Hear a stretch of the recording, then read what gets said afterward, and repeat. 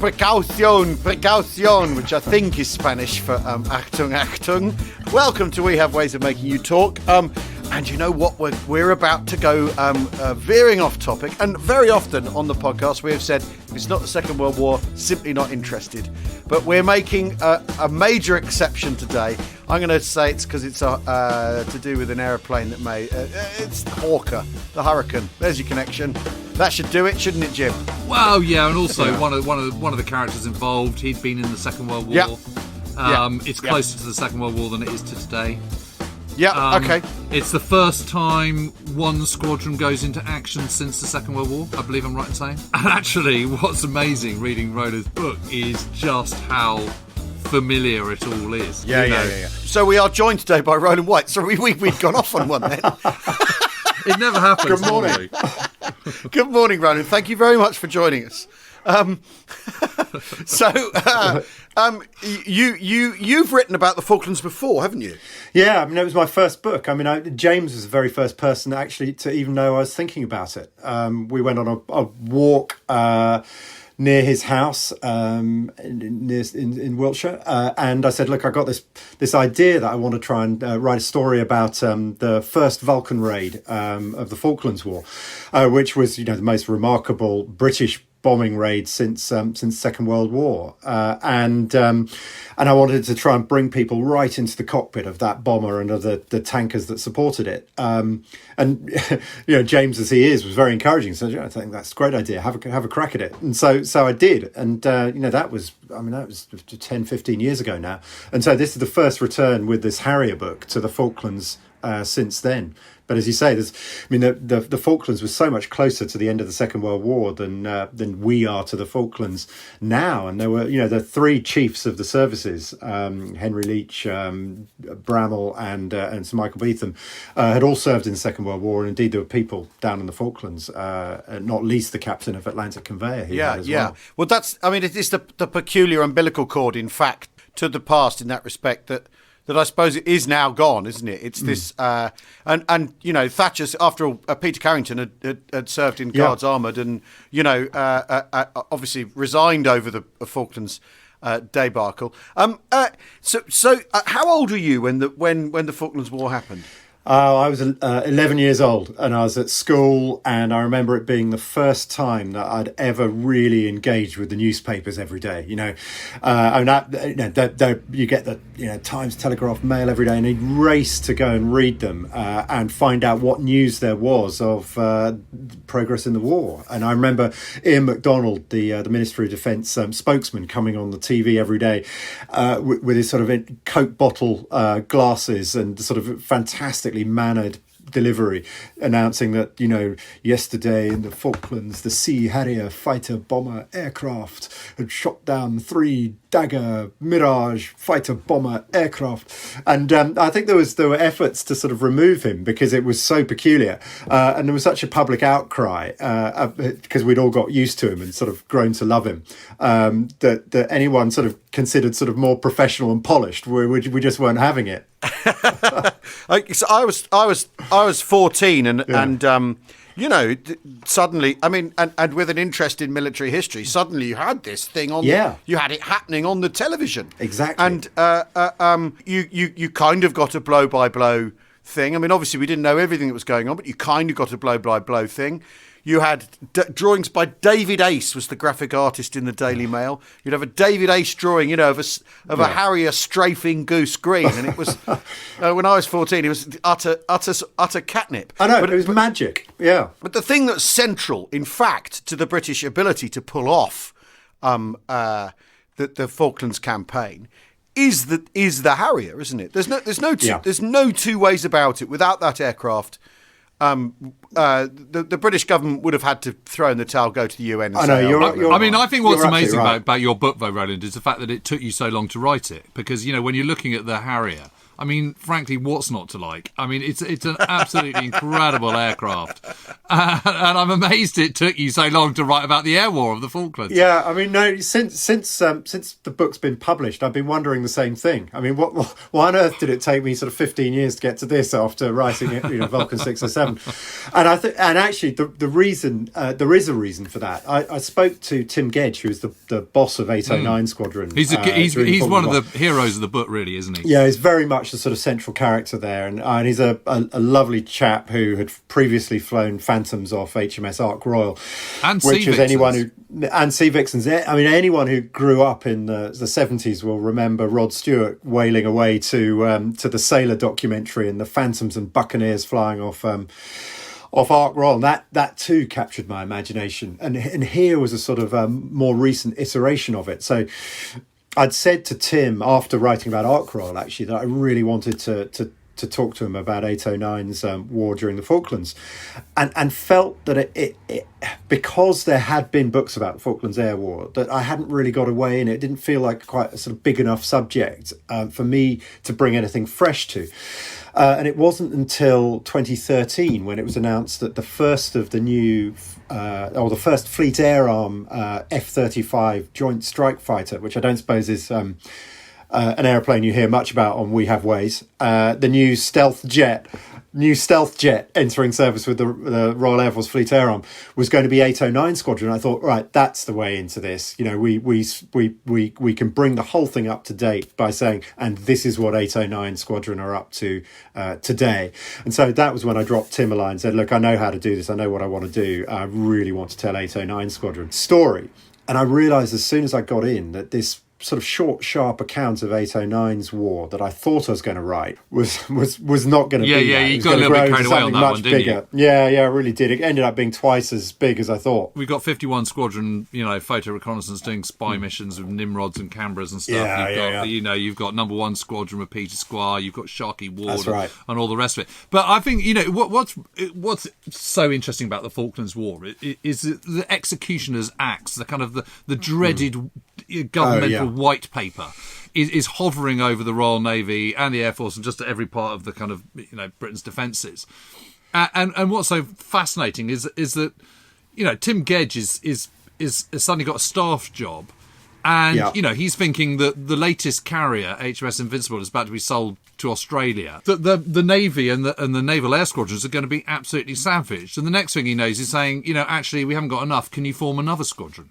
Yeah. I mean, the Navy was sort of feeling fantastically bruised at the time. I mean, John Knott was the Defence Secretary and had pushed through these very savage cuts to the Navy, and they we were, as we always are, sort of spending too much, and he had to make a decision. This is about what the Navy was for, what the armed forces more generally were for. And at the time, the focus was on NATO and on the possibility of a war with the Soviet Union or the Warsaw Pact. And the Royal Navy's job in that kind of encounter was going to be protecting the shipping lanes from Soviet submarines. And so the whole of the Royal Navy was really focused on that job in support of the US Navy's aircraft carriers, big supercarriers, on anti-submarine warfare. And it's only sort of by the skin of its teeth that the Navy, through the existence of the Hawker Harrier, Sidney Cam, the Hurricane designer's last aeroplane for Hawker, was able to put some fixed-wing aircraft on these small Invincible class carriers to act as a defence or a deterrent to sort of Soviet maritime patrol aircraft, and nothing more than that really. It was only by the skin of its teeth that they had these this small number of fixed-wing aeroplanes that might make possible, as Al was saying earlier, any adventure in the South Atlantic. Without those Harriers, and Henry Leach was absolutely clear, the chief of the naval staff, without the Sea Harrier there could have been no task force, and obviously without the task force the Falklands would still be in Argentinian hands. I mean, there was just simply no doubt about it. We couldn't have sent a task force without the air cover. Because the Harriers are the only jet that can operate that far from Britain on those carriers. Yeah. Well, and the Navy have wound down their strike capability anyway, because Buccaneer, is a low-level nuclear strike aircraft during the 70s, isn't it? Yeah. And that all comes to the end because part of it is the politics inside the Navy is that Trident is the reason to keep the Navy going actually, even now. If the money's running out, what you do is you put the money in the subs and you get rid of the duplication in the form of Buccaneer. So it is the most extraordinary thing, though, that weapon designed for something else ends up filling a gap that no one ever imagined it was required. Well, it filled all the roles. I mean, the captain of Hermes at the time, Lynn Middleton, said that he described the Sea Harrier as a Swiss Army knife of jets, and it had to do everything because there was nothing else that could take off from those little carriers. There was nothing. I mean, the expression we haven't used yet is jump jet. The Harrier Jump Jet was the only successful vertical takeoff and landing aeroplane in the world. And it had been up until this point kind of rather loudly criticised and dismissed often as an aeroplane that couldn't carry a box of matches from one side of a football pitch to the other. And it wasn't really taken seriously as a warplane by lots of people. The senior people at the Pentagon said the British had simply no chance of pulling off a victory in the South Atlantic. It was too far away. We didn't have super carriers like Ark Royal was not a super carrier, but it had some level of equivalence to those big American carriers in Phantoms and Buccaneers and airborne early warning in the form of Gannets, and we just didn't have any of that. We had just 20 when the task force sailed south. We had just 20 Sea Harriers, no airborne early warning, and just 2 very small aircraft carriers from which they could fly.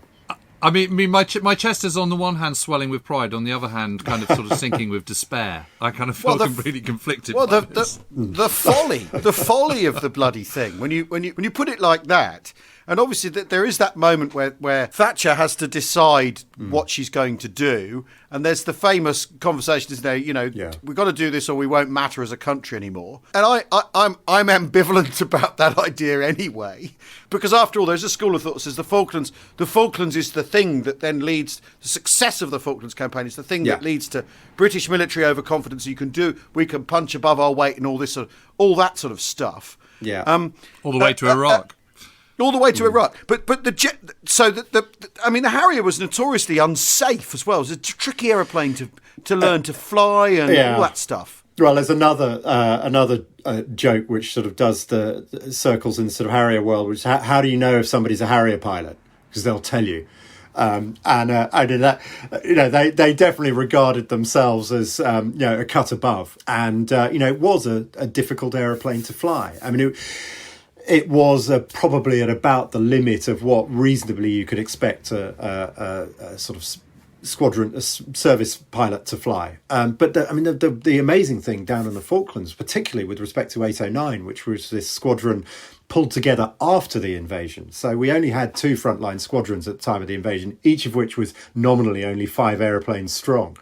So this is real sort of skin of the teeth stuff. So Tim Gedge, 5 days after the invasion, actually on the day that the fleet sailed, was asked to form a new squadron, and he had only 2 months earlier relinquished command of 800 Naval Air Squadron. And so he drove to Yeovilton, was told he had to get his aeroplanes and his pilots ready to go south in 3 weeks' time, which meant that he was pulling jets off the British Aerospace production line, getting them out of attrition reserves at St Athan, pulling them out of test squadrons at Boscombe Down and at Dunsfold, where British Aerospace developed the jet, and then scrambling to find pilots from around the world. He found a pilot on exchange in California and Arizona.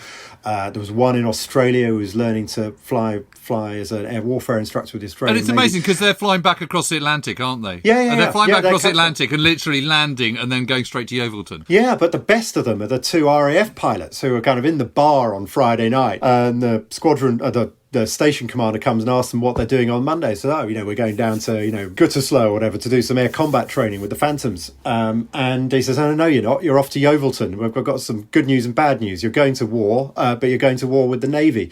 And so these guys who'd never flown off an aircraft carrier, they'd never flown a Sea Harrier, but had some experience flying Lightnings before they joined 3 Squadron flying Harriers in Germany, found themselves flying backwards in a back piston engine Pembroke to Yeovilton to join 809 Naval Air Squadron, where they had, I mean, less than 10 hours training in a Sea Harrier before going south aboard Atlantic Conveyor. And I mean, that, as you well know, I mean, you know, even Battle of Britain Spitfire and Hurricane pilots were given more than 10 hours on the OCU before they joined the frontline squadrons. Yeah, no, it's amazing. But they kind of sort of pull it off, though, don't they? Yeah, I mean, they do. I mean, John Leeming, who was one of those RAF pilots, was tipped into battle in defence of in the effort to defend HMS Ardent from attack, and found himself sitting on the tail of an Argentine Skyhawk, just pressing every button he could to try and get the sidewinders to fire. I mean, you know, got this sort of the famous sidewinder growl in his headphones, and he just couldn't get the bloody things to go. And eventually, as he was getting closer and closer, this thing was filling up his gun sight. He switched to guns and just started sort of drilling it with 30mm Aiden rounds. Yeah, and the thing broke up and exploded in front of him, and he just flew through the fireball until that's, you know, sort of ducked below the coaming, and tried to make himself feel small, feeling sure that flying through this cloud of debris was going to bring him down too. And the reason he couldn't find the sidewinders because he'd just forgotten how to do it after, you know, half an hour's training, and so, you know, it's sort of the first fast jet guns kill of the Falklands War. We're talking to Rowland White about Harrier 809.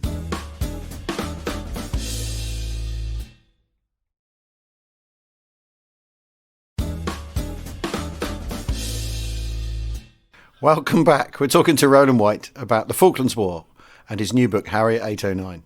What training did they do on the journey south then, if any? Was it all theoretical, or did they get all theoretical. It was kind of lectures. I mean, they had a sort of program of training, very little of which was in the air. I mean, you know, one of the they were flying by helicopter, the one squadron Harrier pilots over to Atlantic Conveyor when the weather permitted it. They were getting ground training there. On which the RAF and the Navy sometimes had very different views. And they kept one of the Sea Harriers on the pad on Atlantic Conveyor, ready to scramble to intercept potentially Argentine 707 that were trying to shadow the task group's progress south. And that would have been the first time that they'd launched a fighter from a merchant ship since the days of the Hurricanes and the merchant aircraft. That's Winkle Brown, isn't it? Yeah, firing these Hurricanes off. There's a lovely story about the Condors. Yeah, there's the very first time that happened. It was a pilot called Bob Everett, who was fired in a clapped out old fighter from a merchant ship when the convoy was being threatened by a Condor, and he shot it down. And he said it was the most exciting thing he'd ever done. And obviously he had to bail out and then get rescued from sea. And that's saying something, because this was a man who'd previously won the Grand National. And I love those stories that you sort of stumble on when you're doing the research for these books. These extraordinary characters that you come across. So yeah, Bob Everett nearly found kind of a successor in Tim Gedge or Dave Braithwaite, who was a senior pilot on 809. I mean, they were actually scrambled, and then that decision to launch them was pulled off. But you know, it would have been a hell of a thing. And they had mixed feelings about it being pulled off. I mean, on the one hand, they both wanted to be the first person to take a jump jet off a merchant ship and shoot down an enemy aircraft. On the other hand, they both knew that they're very, very unlikely to get back on board. I mean, Roland, one of the things that just surprised me was just how much what an important. I hadn't kind of really appreciated just the role of the air battle, and just how much fighting there was and air combat there was. I mean, it's extraordinary. And I think one of the things that I thought was really interesting was how you also included the experience of the Argentinians, and there was there's that one air combat where Al Craig and Sharkey Ward are chasing that Pucara. Is that how you pronounce it, a Pucara? Yeah, that's right, Pucara. With Juan Tomba in, and he's getting absolutely shot to bits. Hammered, absolutely hammered. And Sharkey Ward sees the plane start, the wings start to go, and then the kind of cockpit starts to go, and flames start to appear, and then suddenly the Martin Baker ejector seat comes in, and this guy survives. I mean, it's just incredible. Yeah. Oh no, I was very, very lucky. I mean, I said I'd planned to do this sort of short, sharp account of 809's war, and wasn't until I started getting into the research I suddenly realised that, of course, nobody's written about the air war since the records were declassified, which meant I had a sort of stack of files after going to the National Archives that were essentially kind of virgin with respect to writing about the air war. So that was a source of amazing material. But also, Al, you've kind of illustrated this earlier in the podcast. I mean, Google Translate was my friend. All of those Argentine veterans have been interviewed extensively by Argentine newspapers and magazines.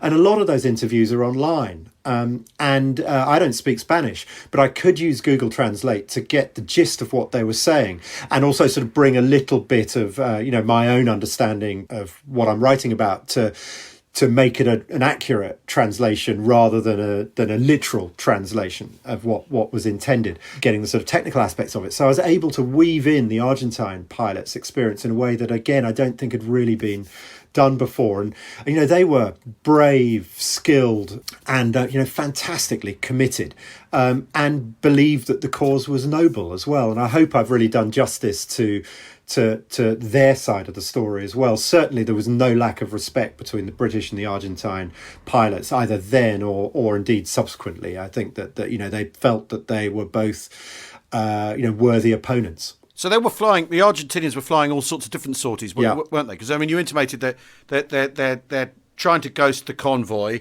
Mm-hmm. They're sending famously the Exocet Mirages out. But what else? And then trying to interdict at San Carlos Water. They're sending Skyhawks in particular to try and attack British shipping. But what else are they doing? Because like you say, they're very, very busy. Yeah, well, there was no lack of kind of ingenuity on the Argentine side either. They had chaff dispensers built by a company that made pasta. I think they chopped up the aluminium foil for the chaff, which, as I'm sure people know, is a way of kind of breaking a radar lock using pasta makers. They fitted bombs beneath the wings of their C-130 Hercules transport planes, and in fact sank. That's not necessarily the finest hour, but they hit and sank a oil carrier near the end of the war, which is the sort of largest single tonnage, I think, at that point ever sunk by air. And they were flying sort of. They had a sort of paramilitary organisation called the Phoenix Squadron, which was used. This was Learjets and stuff. Yeah, Learjets, Hawker HS-125 business jets, used to sort of misdirect, but also as communications relay points as well. But they had two former Lancaster pilots flying those, RAF veterans who'd flown. One of them had bombed Berchtesgaden at the end of the Second World War as a Lancaster pilot, and an Anglo-Argentinian who absolutely was committed to the cause that Malvinas were Argentinian, and he was flying Learjets in support of Skyhawk and Mirage missions during the war. Two of them, actually. Yeah. Wow. Tito. Yeah. So the umbilical cord reaches to Argentina on both sides. Yeah. Argentina. That's incredible. Yeah, and then we haven't even talked about Chile yet. They were in the thick of it all as well. Well, that's amazing. That was a sort of a whole diplomatic mission, wasn't it, to enable those spy missions to take place? Yeah, that was fun. That was one of the discoveries as I sort of got into the archives, was these sort of fleeting references to things which were in substance redacted. Operation Folklore, Operation Acme, RAF operations mounted from Chile that were clearly providing intelligence to the task force, an early warning of air attacks. I mentioned we didn't have airborne early warning. We didn't have a sort of the equivalent of sort of AWACS providing us with warning and information about those low-level air attacks. And so we were dependent on intelligence from the mainland and to an extent from submarines that were sitting off the coast of Argentina. And this was provided a number of different ways. One was dispatch of an RAF mobile radar to Chile. And that was flown over just before the fighting started with a 10-man RAF radar operating crew. There was an RAF attaché dispatched to negotiate with the Chilean Air Force. who was in Santiago throughout the war. And there was a sort of a team of signallers, not actually SAS signallers, Signals Regiment, SAS support signallers in the head of the Air Force Intelligence HQ, relaying information from those radars and from SAS observation posts down there in Chile. And there was this 51 Squadron Nimrod operating off a sort of remote South Pacific island base, flying secret missions with Chilean Air Force, Chilean Navy personnel on board. And one occasion it was intercepted by the Chilean Air Force and sort of dived to low level over the Beagle Channel to try and get away, not knowing kind of quite what was going on. Another occasion it lost an engine and came screaming into this island, which was literally a runway which went from cliff to cliff. One engine down with no reverse thrust, and blew up the main wheel assembly and burst the brakes and stuff. So they then had to fly. They were kind of off games for 4 days after that. They had to fly in a new engine, new main wheel assembly to get the jet airborne again. And after that interception and the sort of second near miss, they decided that possibly discretion was better part of valor, and that was sent. So I mean, that would have been a huge diplomatic incident. Seeing a Nimrod shot down or lost in the South Pacific with senior Chilean personnel on board. No hiding that one. Yeah. But the other thing is that it strikes me that so many of the decisions that the ship's captains and commanders have to make are really echo the decisions of the Second World War as well. And there's a time where Sandy Woodward is kind of sort of thinking about Admiral Cunningham in the Mediterranean and the evacuation of Crete. And there is a sort of irony because, of course, the British land on the Falklands on the same day that the Germans invade Crete in 1941, but in 1982, 41 years later. But I mean, it seems to me that the big conundrum for Sandy Woodward, who's the admiral in charge of the task force, is how far do you push in your aircraft carriers? Because the closer you get to the Falklands, the greater they're at risk from the Argentinian Air Force, who, after all, massively outnumber in terms of aircraft what the British can bring to bear. But on the other hand, if you're not aggressive, you're not going to be able to do what you need to do. So you've got this kind of calculated risk, isn't it? Yeah, that's absolutely the tension for Woodward throughout. And you read his memoir, which is exceptional, 100 Days, and you realise the extent to which he's sort of bearing responsibility for that. Alone, essentially, because there are competing arguments on both sides. There are some more aggressive captains pushing for a decision to move closer to the Falklands. There are others who are saying, Woodward himself particularly knows that should he lose one of those carriers, particularly Hermes, which was the bigger of the two, he'd have to pack up and go home.